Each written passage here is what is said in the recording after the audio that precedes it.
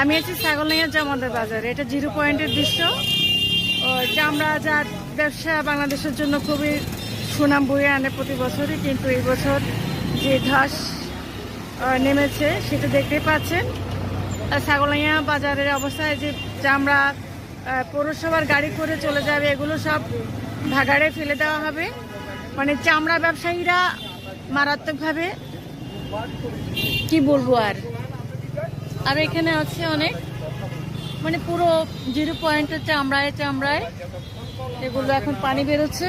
আসলে এটাই সরকারের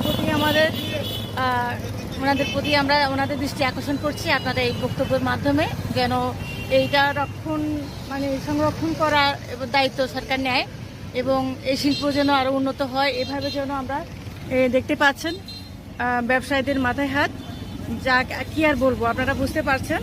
এগুলো এখন ভাগাড়ে চলে যাবে। এই যে পৌরসভার গাড়ি করে চলে যাবে একটু পরেই। ধন্যবাদ ভাইয়া আপনাকে, ভালো থাকবেন, সুস্থ থাকবেন।